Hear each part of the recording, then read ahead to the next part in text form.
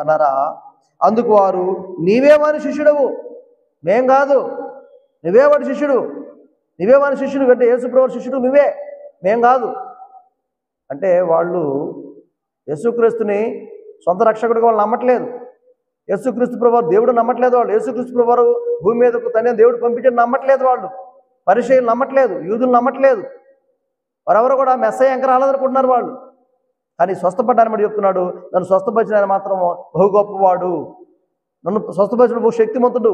అసలు పుట్టుగుడ్డివానిగా ఉన్న నన్ను నాకు చూపు చేయటం అంటే మా సామాన్య విషయం కాదు. అది పుట్టడంతోనే గుడ్డివాడిగా పుట్టాను నేను. ఒకవేళ మధ్యలో కళ్ళు పోతే ఏమైనా బాగు చేసి స్వస్థపరిచి వచ్చేవా, కానీ నేను పుట్టడంతో తల్లి గర్భం నుంచి భూమి మీదకి రావడంతోనే నేను గుడ్డివానిగా పుట్టాను. కానీ నన్ను స్వస్థపరిచాడు ఆయన. ఆయన ఏం చేయలేదు నాకు. భూమి నేల మీద చూశాడు, ఆ మట్టిని తీసుకున్నాడు, దాన్ని బురదగా చేశాడు, నా కళ్ళకు పూశాడు. సిలువ మీద కొన్నికి వెళ్ళమన్నాడు, కడుక్కోమన్నాడు, వెళ్ళి కడుక్కున్నాడు, చూపు వచ్చేసింది నాకు. వెళ్ళమన్నాడు అంటే ఆయన వెళ్ళమన్న మాట వెళ్ళాను నేను. ఆయన చేయమని పని చేశాను, నా చూపు వచ్చేసింది.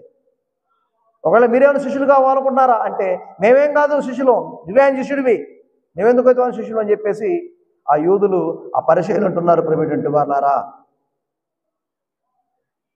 అందుకు వారు, నీవే వాని శిష్యుడవు, మేము మోషే శిష్యులము. వాళ్ళు ఏమన్నారండి, నువ్వు యేసుప్రభు శిష్యుడు, మేము ఎవరు శిష్యులు, మేము మోషే శిష్యులము. మోషే అంటే 10 ఆజ్ఞలు కూర్చున్నాను అనమాట. 10 ఆజ్ఞలకు మేము లోబడి ఉన్నాం, ఆయన శిష్యులు తప్ప మేము యేసుప్రభు యొక్క శిష్యులం కాదు, చెప్పాను శిష్యులం కాదు, మేము మోషే శిష్యులు అని చెప్పేసి, ధర్మశాస్త్రానికి లోబడ్డ శిష్యులు అని చెప్పేసి ఆ యూదులు పరిచయులు ఆయన్ని అతనితో మాట్లాడుతున్నారు. గుడ్డివానితో ప్రేమటువంటి వాళ్ళరా, దేవుడు మోషేతో మాట్లాడినని ఎరుగుదుము కానీ వీడెక్కడి నుండి వచ్చినో ఎరుగుమని చెప్పి వారిని దూషించిరి. ఇంకా భయంకరంగా దూషించారంట వాళ్ళు. మోషేతో దేవుడు మాట్లాడే విషయం మాకు తెలుసు, కానీ అసలు ఇతను ఎక్కడి నుంచి వచ్చాడో మాకు తెలియదు, అసలు ఇతను ఎవరో మాకు తెలియదు, ఆయన ఎలా స్వస్థపరుస్తాడో మాకు తెలియదు, అసలు ఆయన ఎవరో కూడా మాకు తెలియదు, అసలు ఆయనతో మాకు సంబంధం లేదు, ఆయన ఎవరో అని చెప్పేసి వాళ్ళు ఇంకా వెటకారంగా ఆ గుడ్డివాన్ని దూషిస్తూ భయంకరంగా మాట్లాడారు. ప్రేమటువంటి వాళ్ళారా, ఈ రోజుల్లో ప్రేమటువంటి వాళ్ళారా, మనలో చాలామంది క్రైస్తవులు కూడా దేవుడు స్వస్థపరుస్తామంటే రకరకాలైనటువంటి మాటలు మాట్లాడుతూ ఉంటారు, రకరకాలుగా శోధిస్తూ ఉంటారు, రకరకాల బాధిస్తుంటారు. అబ్బో ఏమైనా దేవుడు స్వస్థపరిచాడు అంటే మంచి ఆమెలే, లేకపోతే ఇతను బలి మంచోళ్ళే, ఇతను స్వస్థ నిజమేలే అని చెప్పేసి చాలామంది ఎటకారంగా మాట్లాడుతూ ఉంటారు. అలానే స్వస్థపరిచి దేవుని కూడా ఎటకారంగా మాట్లాడుతూ ఉంటారు.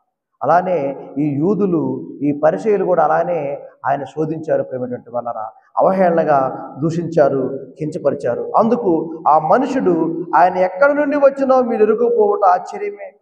మరి మీరు మహాజ్ఞానులు కదా, మీరు మహా తెలివికలు చెప్తారు కదా, మీరు ధర్మశాస్త్ర ప్రావీణ్యులు కదా, మీరు బాగా మంచి జ్ఞానవంతులు కదా, తెలివి వాళ్ళు కదా, అసలు మరి ఆయన ఎక్కడి నుంచి వచ్చాడో మరి మీకు తెలియపటం ఏంటి, నాకు ఆశ్చర్యంగా ఉందన్నాడు గుడ్డోడు. వీళ్ళందరూ ఎగతాళి చేస్తుంటే ఇతను ఒక మాటతో వాళ్ళని తేలగొడతా ఉన్నాడు. మీరు మహాజ్ఞానులు అంటున్నారు కదా, మీరు మహా తెలివికలు అంటున్నారు కదా, ధర్మశాస్త్ర ప్రావీణ్యులు అంటున్నారు కదా, మీరు మోషే శిష్యులు చెప్తున్నారు కదా, ఎంత గొప్పోళ్ళు అయితే అసలు ఆయన ఎవరో ఎక్కడి నుంచి వచ్చాడో మీకు తెలియపటం ఏంటి, ఇది నాకు బలి ఆశ్చర్యంగా ఉంది అని చెప్పేసి గుడ్డివాడు వారితో అంటున్నట.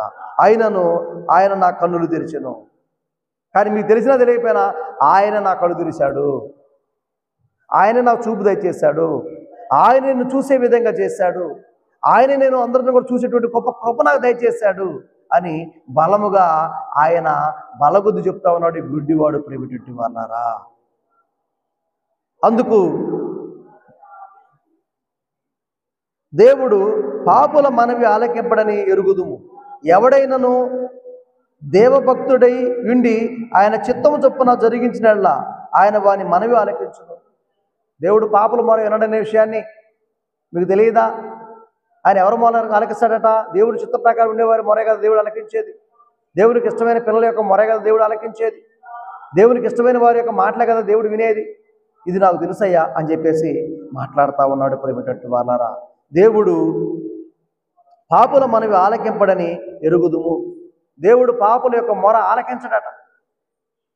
పాపం చేసేవారు ఎంత ప్రార్థన చేసినా, అంటే దేవుని ఎరగని వారు, దేవుని నమ్మని వారు, దేవుని వెంబడించని వారు, దేవుని గణపరచని వారు, దేవుని యొక్క ఇష్టానుసారం జీవించని వారు, దేవుని యొక్క ప్రణాళికలో, దేవుని యొక్క చిత్తంలో, దేవుని యొక్క ఇష్టంలో ఉండని వారి యొక్క మొర దేవుడు ఆలకించడట. నువ్వు ఎంత ప్రార్థన చేసినా నీకు పని జరగదు, నువ్వు ఎంత అంగలార్చిన పని జరగదు. దేవుని దగ్గర నువ్వు పశ్చాత్తాపడకపోతే, దేవుని కుమారుడుగా దేవుని కుమార్తెగా ఉండకపోతే ఈ యొక్క మన మొర దేవుడు వినడట.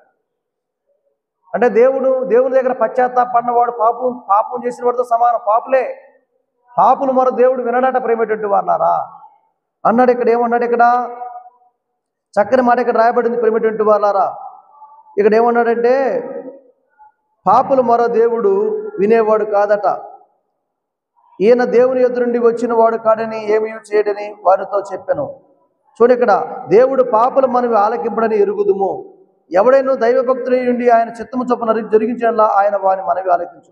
మరి దేవుని చిత్త ప్రకారం ఉన్నవారి మొర మాత్రమే దేవుడు ఆలకిస్తాడట ప్రేమటువంటి వాళ్ళ. పుట్టుగుడ్డి వాని కన్నులు ఎవరైనా తెరిచినట్టు లోకములో పుట్టినప్పటి నుండి వినబడలేదు. మరి పుట్టుగుడ్డివాని యొక్క కనులు తెరిచినట్లు ఈ లోకము పుట్టిన దగ్గర నుంచి ఎప్పుడు కూడా వినలేదంటే ఎవరు కూడా. ఇంత గొప్ప కార్యం చేసిన వాడు ఎవరు లేరు, ఇంత అద్భుత కార్యం చేసిన వాళ్ళు ఎవరూ లేరు, ఇంత ఆశ్చర్యకార్యం చేసిన వాళ్ళు ఎవరూ లేరు. ఇంత గొప్ప కార్యం చేసిన వాడు భూమి పుట్టిన దగ్గర నుంచి కూడా ఎప్పుడు మేము వినలేదు, చూడలేదని చెప్పేసి ఈ గుడ్డివాడిని చెప్తున్నాడు సాక్ష్యం. గొప్ప సాక్షిగా గుడ్డివాడు ఉంటున్నాడు ప్రేమేటువంటి వాళ్ళారా. ఈయన దేవుని యొద్ద నుండి వచ్చినవాడు కాని ఎడల ఏమీ చేయనడని వారితో చెప్పాను. ఆయన నిజంగా దేవుని వద్ద నుంచి వచ్చినవాడు కాబట్టే నాకు ఈ కార్యం జరిగింది. ఆయన ఒకవేళ దేవుని యొద్ద నుండి రాకపోతే ఈ కార్యం జరిగేది కాదు. నిజంగా దేవుని దగ్గర నుంచి వచ్చాడు కాబట్టి ఈ గొప్ప కార్యం జరిగింది. నేను పుట్టుగుడ్డువానిగా ఉన్న నన్ను స్వస్థపరిచాడంటే నిజంగా దేవుని దగ్గర నుంచి వచ్చిన వాడే. ఆయన దేవుని కుమారుడే, దేవుడు పంపించిన వాడే. దేవుడు పంపించిన వాడు కాకపోతే ఈ కార్యం జరిగేది కాదు. ఈ భూమి పుట్టిన దగ్గర నుంచి నేను ఎప్పుడు కూడా వినలేదు ఇంత గొప్ప కార్యం. పుట్టి గుడ్డువానికి చూపు వచ్చిన విషయాన్ని నేను ఇంతవరకు వినలేదు. కానీ నిజంగా పరలోకం నుండి భూమి మీదకి వచ్చినటువంటి దేవునికి సంబంధించిన వాడని చెప్పేసి ఈ గుడ్డివాడు వారితో ఎంతో రూఢిగా ఎంతో గట్టిగా మాట్లాడుతున్నాడు ప్రేమటువంటి వాళ్ళారా. చూడండి ఇక్కడ, అందుకు వారు నీవు కేవలము పాపివై పుట్టినవాడు. వాళ్ళు అంటున్నారు, ఎవరిని? గుడ్డివాడిని.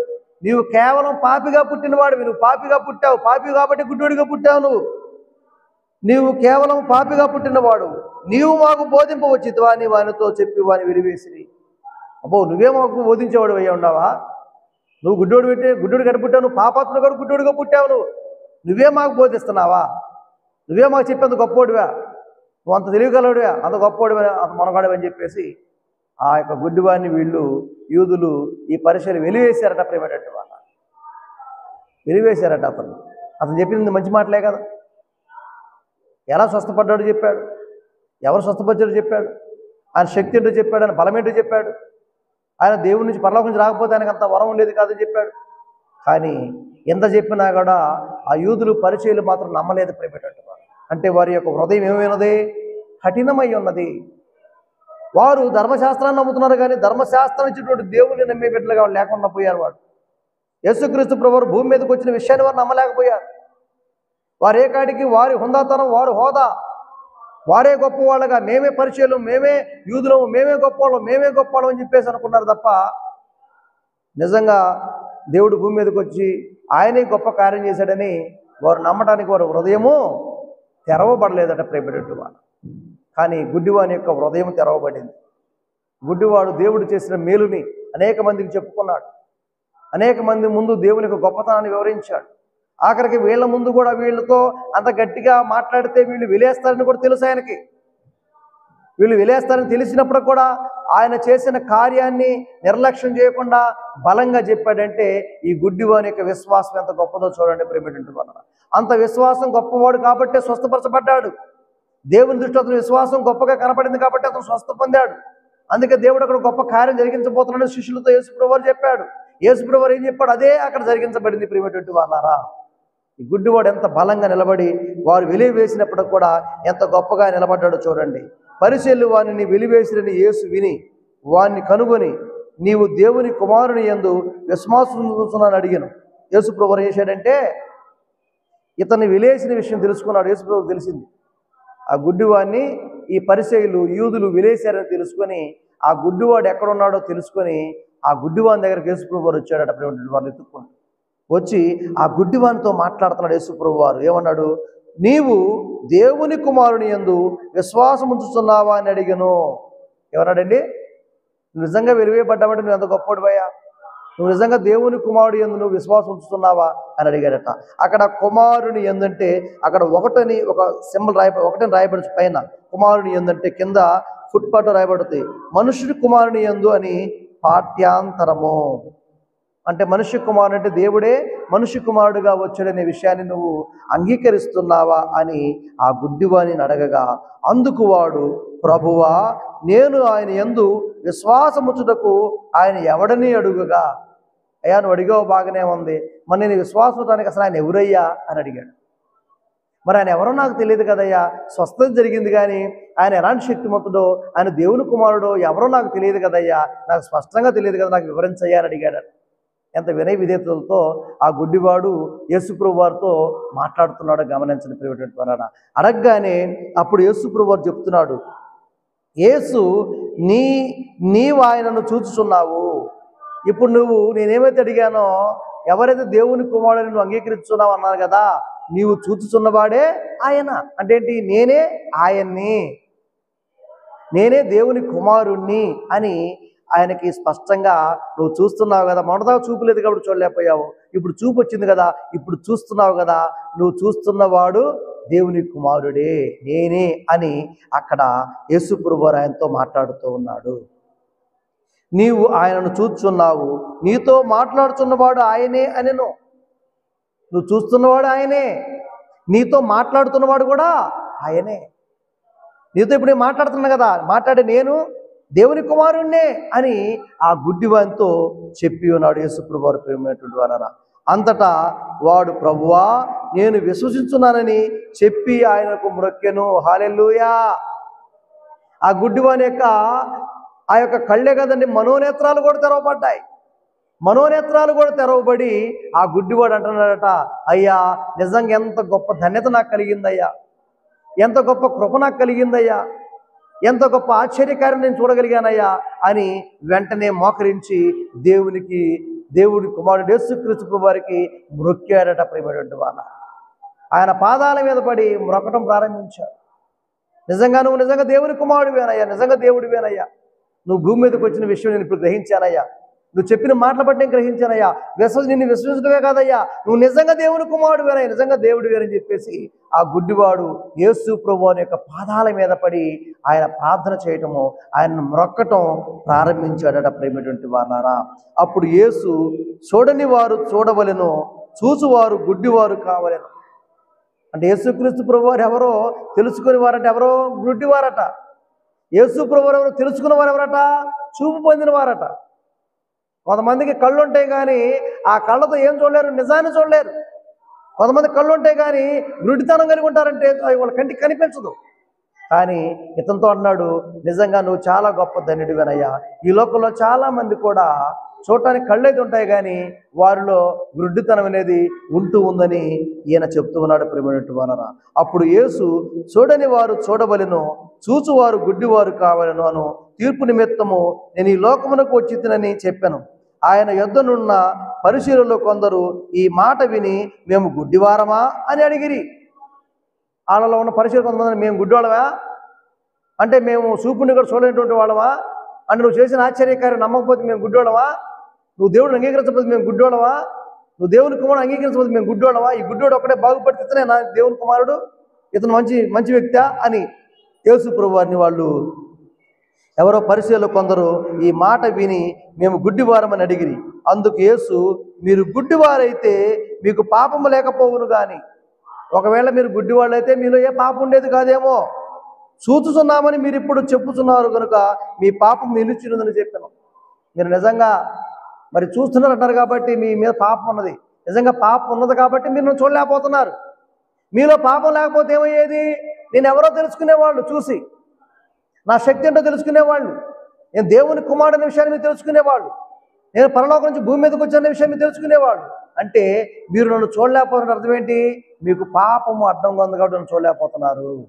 ఈ గుడ్డివాని యొక్క పాపము కడగబడింది కాబట్టి అతను నన్ను చూడగలిగాడు. మీ పాపము మీ మీద నిలిచి ఉన్నది కాబట్టి మీరు నన్ను, కళ్ళైతే ఉన్నాయి కానీ మీ పాపం నిలిచోటి వల్ల మీరు నన్ను చూడలేకపోతున్నారు అని యేసు ప్రభువారు వారికి సమాధానం చెప్పేట పరిచయం. కాబట్టి ఈ లోకంలో ప్రియమైనటువంటి క్రైస్తవులారా, ప్రియమైనటువంటి దేవుని పిల్లలారా, ఒకసారి మీరు కూడా ఆలోచన చేయండి. మనకు కూడా చూడటానికి చూపు ఉంటుంది, కానీ మనలో ఉన్నటువంటి ఆ పాపం అనే గుడ్డితనం వల్ల మనం దేవుని కనుగొనలేకపోతున్నాము. ఆ పాపం అనే గుడ్డితనాన్ని మనం తీసివేసుకోవాలి, పాపాన్ని కడిగి వేసుకోవాలి, పాపాన్ని దేవుని యొక్క పాదాల దగ్గర వదిలిపెట్టాలి. ప్రభువా, నువ్వు మా దేవుడివయ్యా, మా రక్షకుడివయ్యా, మా పట్ల గొప్ప కృప చూపేవాడవయ్యా, అనేకని మేలు చేసేవాడవయ్యా, అనేకను ఆశ్చర్యకార్యాలు చేసేవాడు అని చెప్పేసి దేవుని దగ్గర మనందరం కూడా సాగిలపడి పశ్చాత్తాపడి మన పాపాలు ఆయన దగ్గర క్షమించమని కన్నీరు కార్చి ప్రార్థన చేసి ఆయన దగ్గర మనము క్షమాపణ పొంది దేవుని కుమారులుగా దేవుని కుమార్తెలుగా మనం ఉంటే అనేకమైన ఆశ్చర్య కార్యాలు, అనేకమైన గొప్ప కార్యాలు, అనేకమైన మేలులు, అనేకమైన దీవెనలు దేవుని ద్వారా మనం పొందుకుంటాం. ప్రేమైనటువంటి వాళ్ళు చూడండి, ఇక్కడ పుట్టు గుడ్డివాడు దేవుని పట్ల ఎంత విశ్వాసం కలిగి ఉన్నాడు, పుట్టి గుడ్డివాడు దేవుని పట్ల ఎంత నమ్మకత్వం కలిగి ఉన్నాడు. పుట్టి గుడ్డివాడు ఏ విధంగా అయితే దేవుడు స్వస్థపరిచిన తర్వాత అనేక మంది వచ్చి అతన్ని హింసించిన, అనేక మంది వచ్చి అతను ఎగతాళి చేసిన, అనేక మంది వచ్చి అతను నిందించిన, అనేక మంది వచ్చి అతను తప్పు సాక్షి చెప్పనా కూడా ఏ విషయంలో కూడా అతను తిరిగిపోకుండా నిజాయితీగా, నమ్మకంగా, యథార్థంగా దేవుని పట్ల ఉన్నాడో గమనించండి. ఆయన యథార్థతను బట్టి వారు పరిచయులు విలేసినప్పటికి కూడా వారిని ఎత్తుక్కుంటూ యేసుప్రభువు వారు వచ్చి మరలా గుడ్డివాడితో దేవుడు మాట్లాడి ఆయన ఎవరో ఆ గుడ్డివానికి తెలియపరిచి ఆ గుడ్డివాడు యేసుక్రీస్తు దేవుని కుమారుని అంగీకరించి సాగిలపడి మొక్కాడంటే దేవుని యొక్క ప్రణాళిక ఆయన పిల్లల పట్ల ఎంత గొప్పగా ఉంటుందో ఆలోచన చేయని ప్రియమైనటువంటి వాళ్ళ. మన పట్ల కూడా దేవుని యొక్క ప్రణాళిక అద్భుతంగా ఉంటుంది. దేవుడు ప్రణాళిక గొప్ప గొప్ప కార్యాలు చేస్తాడు. మనకు దేవుడు అనేకమైన కార్యాలు దేవుడు చేస్తాడు మన జీవితాల్లో. అనేకమైన ఆశీర్వాదాలు దేవుడు ఇవ్వడానికి మనకు సిద్ధంగా ఉంటాడు. ఒక గుడ్డివాడినే కాదండి, అనేకమైన కార్యాలు మనకు దేవుడు దయచేయడానికి సిద్ధంగా ఉన్నాడు. నీ కుటుంబ అవసరతలు కావచ్చు, నీ బిడ్డల అవసరతలు కావచ్చు, నీ కుటుంబ సమస్యలు కావచ్చు, అనేకమైన ఇబ్బందులు కావచ్చు, అనేకమైన శోధనలో ఉండొచ్చు, అనేకమైన నిందల్లో ఉండొచ్చు, లేదా ఉద్యోగ సమస్యలు కావచ్చు, అనేకమైనటువంటి ఏవైనప్పటికి కూడా పాపం అనే గుడ్డితనాన్ని నువ్వు పోగొట్టుకొని దేవుని దగ్గర యథార్థత అనేటువంటి నమ్మకత్వం కలిగి నువ్వు జీవిస్తే తండ్రి దేవుడు అనేకమైన ఆశీర్వాదాలు, అనేకమైన మేలు ఇచ్చి అనేకమైన కార్యాలు జరిగించడానికి దేవుడు సిద్ధంగా ఉన్నాడు ప్రియమైనటువంటి వాళ్ళ. కాబట్టి గుడ్డివాడు స్వస్థపరచడమే కాదు కానీ, స్వస్థపరచబడటమే కాదు కానీ ఇతను ఎంత నమ్మకత్వం కలిగి ఉన్నాడో దేవుని పట్ల, ఎంత విధేయత కలిగి ఉన్నాడో చూడండి. మనం కూడా దేవుడు గొప్ప గొప్ప కార్యాలు చేస్తున్నప్పుడు ఆ చేసినప్పుడు దేవుడు గొప్పడు అంటాం, కానీ ఆ తర్వాత దేవుని మరిచిపోయి మన ఇష్టానుసారంగా మనం బ్రతుకుతూ ఉంటాము. కానీ మనం అలా ఉండకూడదు. దేవుని దగ్గర నమ్మకత్వం కలిగి, దేవునితో తత్సంబంధం కలిగి, దేవుని ఎడల ప్రణాళిక కలిగి, దేవుడు మన పట్ల ఎలాంటి ప్రణాళిక కలిగి ఉన్నాడో దాన్ని మనం అర్థం చేసుకొని దేవునిలో బలంగా ముందుకు కొనసాగితే అద్భుత కార్యాలు, ఆశ్చర్యకార్యాలు దేవుని ద్వారా చూస్తాము. అట్టి కార్యాలు మీ జీవితాల్లో, మీ కుటుంబాల పట్ల దేవుని ద్వారా కలుగును గాక.